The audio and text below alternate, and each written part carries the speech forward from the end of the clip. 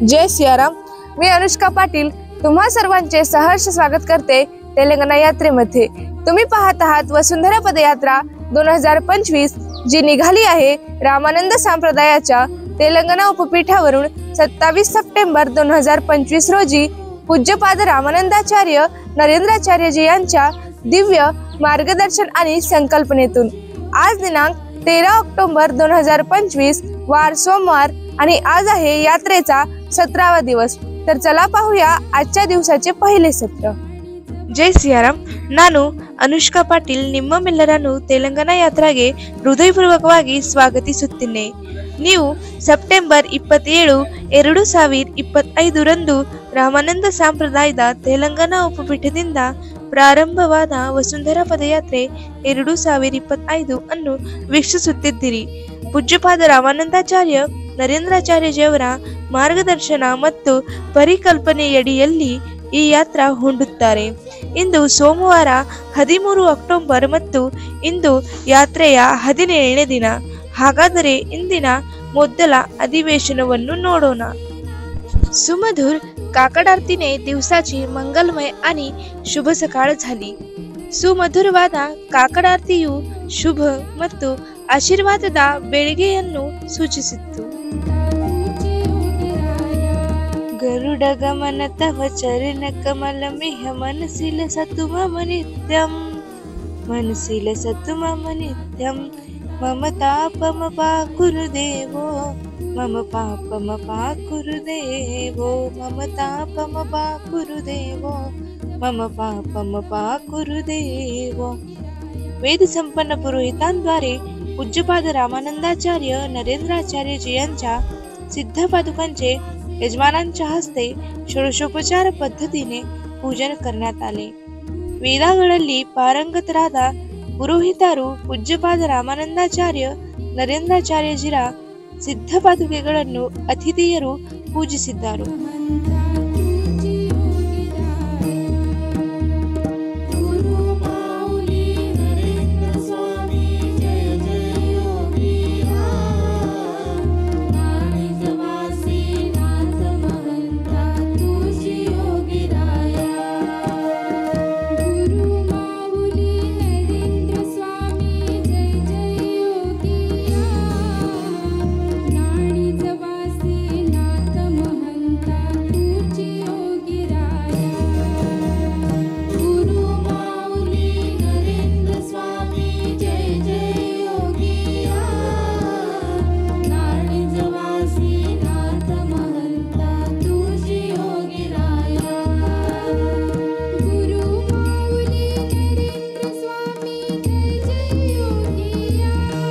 धूप आरती संपन्न झाली.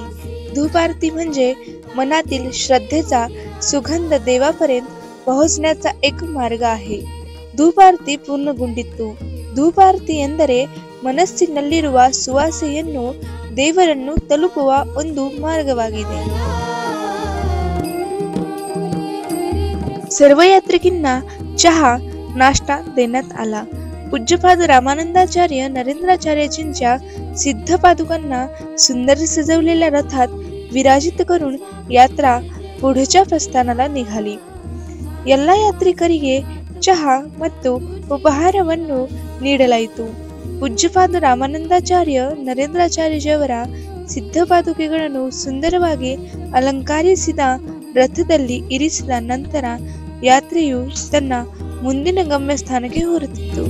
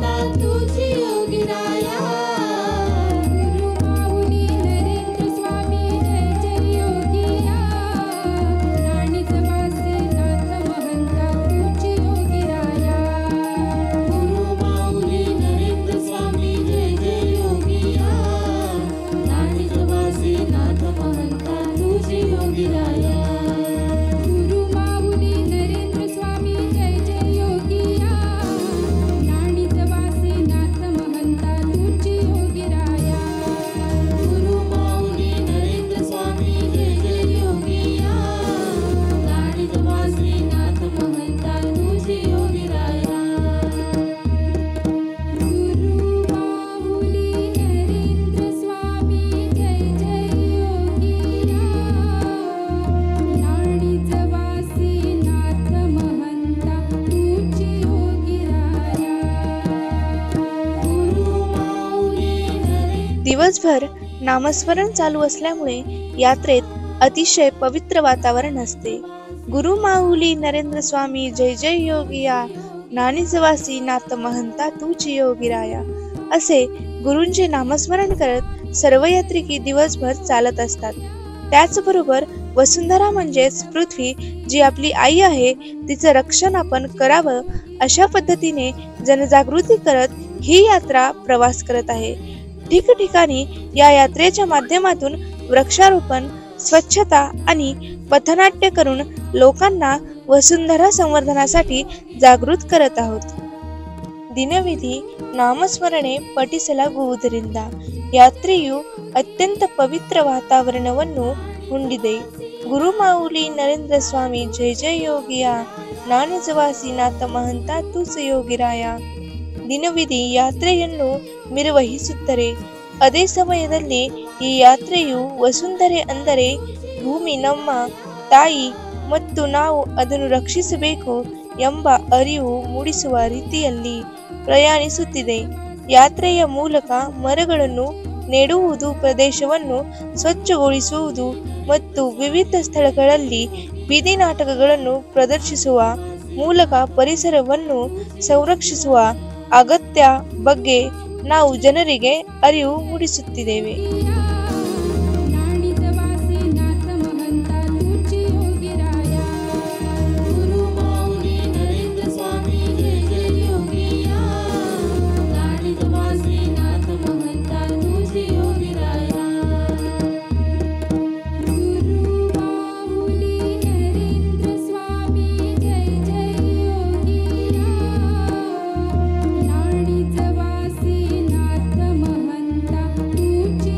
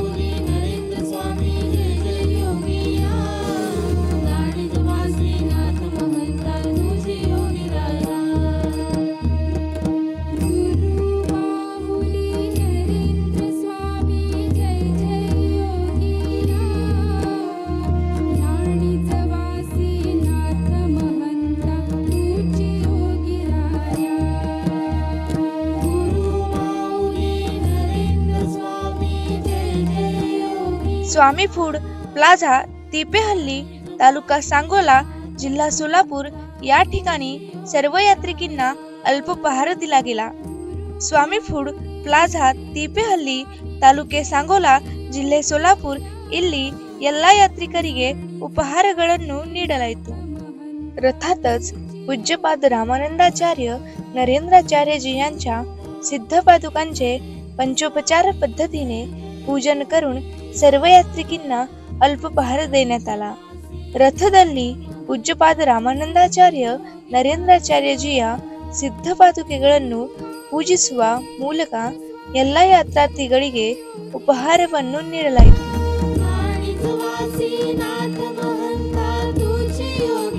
या अल्पोपहारासाठी अन्नदान केले आहे प्रफुल्ल तानाजी फडातले यांनी. त्यांना खूप खूप ಅಭಿನಂದನ್.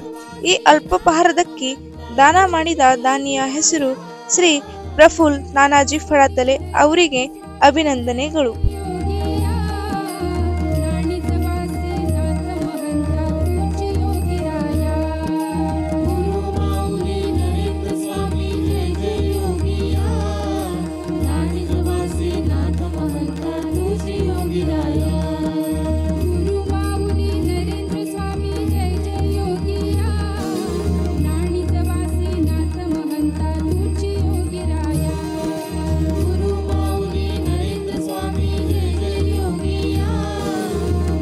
ध्वनी प्रदूषण हे वाहतूक, बांधकाम, औद्योगिक यंत्रणा, लोकसंख्येची गर्दी, फटाके आणि मोठ्या आवाजात वाजवणारे संगीत यामुळे होते. आपण पाहतो वाढत्या लोकसंख्येमुळे वाहतुकीचे प्रमाण पण वाढले आहे. त्यामुळे वाहनांच्या वाढत्या आवाजामुळे ध्वनी प्रदूषण होत आहे. एवढंच नाही तर मोठमोठ्या कारखान्यांच्या ज्या मशिनी असतात त्यांचा आवाज, बांधकाम करताना वापरल्या जाणाऱ्या यंत्रणेचा आवाज यामुळे देखील ध्वनी प्रदूषण वाढत आहे. घरगुती वस्तू जसे की टीव्ही, रेडिओ इत्यादी यांच्यामुळे वाढणारा आवाज, त्याचबरोबर फटाक्यांचा व सण उत्सवामध्ये वाजवली जाणारी मोठ्या आवाजातील गाणी या सगळ्यांचा परिणाम म्हणजे ध्वनी प्रदूषण. आणि ध्वनी प्रदूषणाचा परिणाम हा थेट मानवी शरीरावर होतो.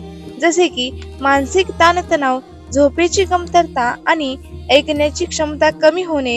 हे जर कमी करायचे असेल तर त्या उपकरणाचा वापर कमी प्रमाणात किंवा कमी आवाजात केला पाहिजे.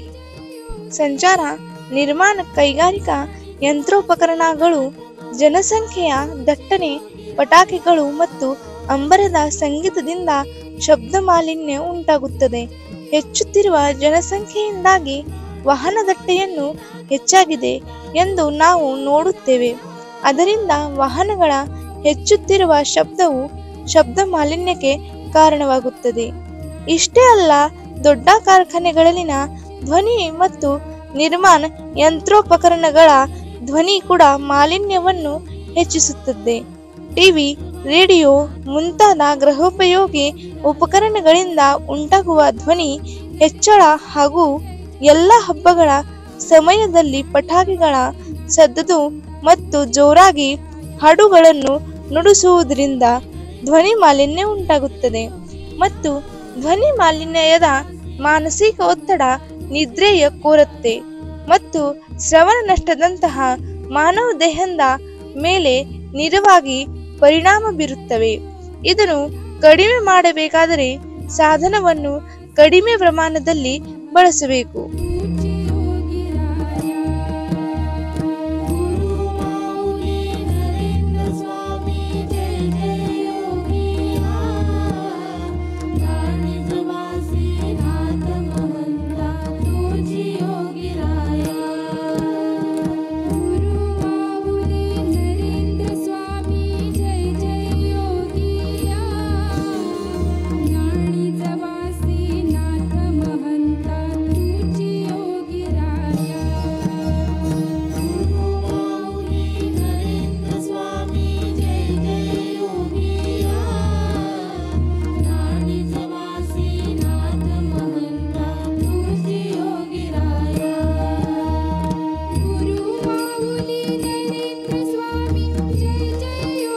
काजू कारखाना विठ्ठलवाडी नागस, तालुका कवठे महाकाळ, जिल्हा सांगोली या ठिकाणी दुपारच्या महाप्रसादासाठी यात्रा थांबली होती.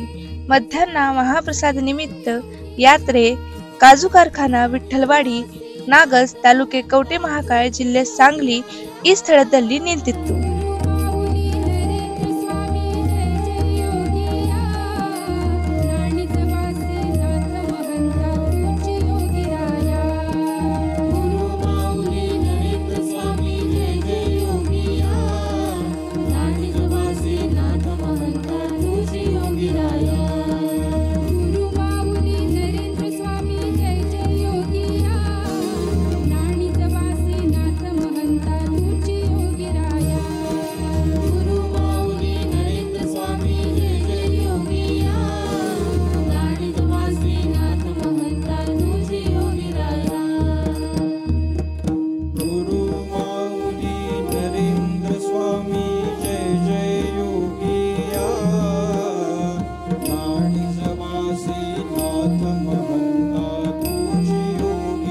याच ठिकाणी पूज्यपाद रामानंदाचार्य नरेंद्राचार्यजी यांच्या सिद्ध पादुकांचे विधिवत पूजन करण्यात आले. हे पूजन वेदसंपन्न पुरोहितांद्वारे यजमानांच्या हस्ते संपन्न झाले. ಈ ಸ್ಥಳದಲ್ಲಿ ಪೂಜ್ಯಪಾದ ರಾಮಾನಂದಾಚಾರ್ಯ ನರೇಂದ್ರಾಚಾರ್ಯಜಿ ಅವರ ಸಿದ್ಧ ಪಾದುಕೆಗಳನ್ನು ಸರಿಯಾಗಿ ಪೂಜಿಸಲಾಯಿತು. ಈ ಪೂಜೆಯನ್ನು ವೇದಗಳಲ್ಲಿ ಪಾರಂಗತರಾದ ಪುರೋಹಿತರು ಅತಿಥಿಯರ ಕೈಯಲ್ಲಿ ನಡೆಸುತ್ತಿದ್ದರು.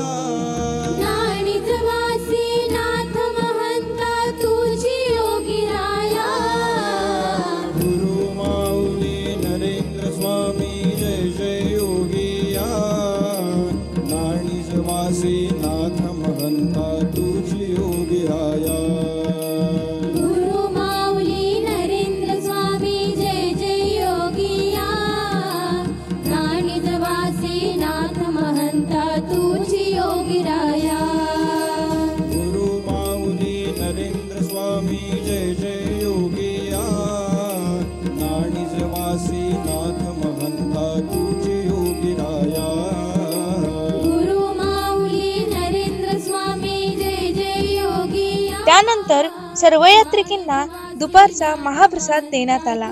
सर्व यात्रिकींनी महाप्रसाद ग्रहण केला.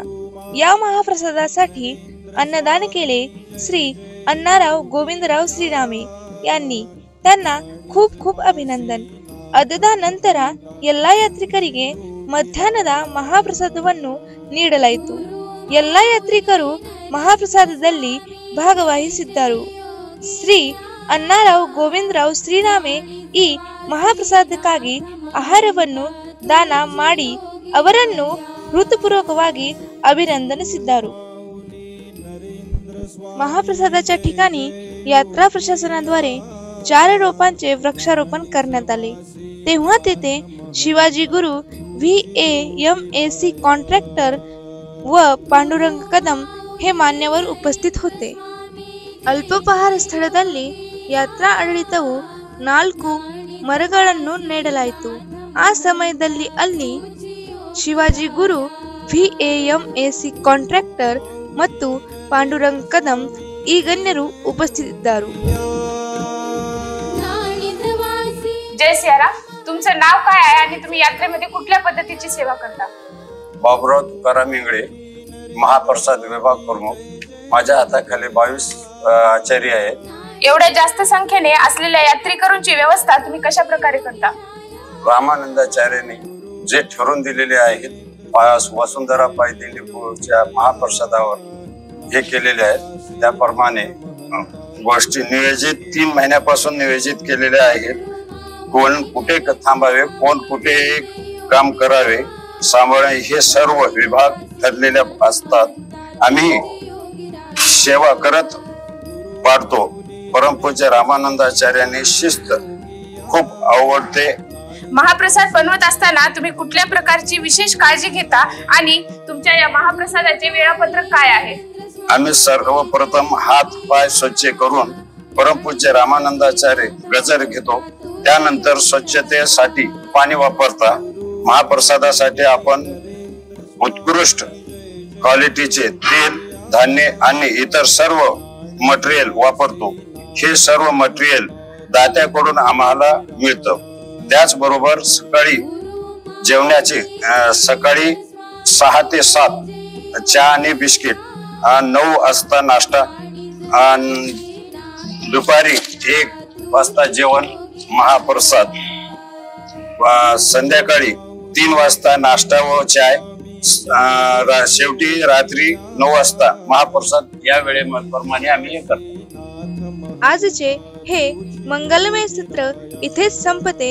पुन्हा भेटूया पुढील सत्रात. जय सियाराम. ಇಂದಿನ ಶುಭ ಅಧಿವೇಶನ ಇಲ್ಲಿಗೆ ಕೊನೆಗೊಳ್ಳುತ್ತದೆ. ಮುಂದಿನ ಅಧಿವೇಶನದಲ್ಲಿ ನಾವು ಮತ್ತೆ ಭೇಟಿಯಾಗುತ್ತೇವೆ. ಜೈ ಸಿಯಾರಾಮ್.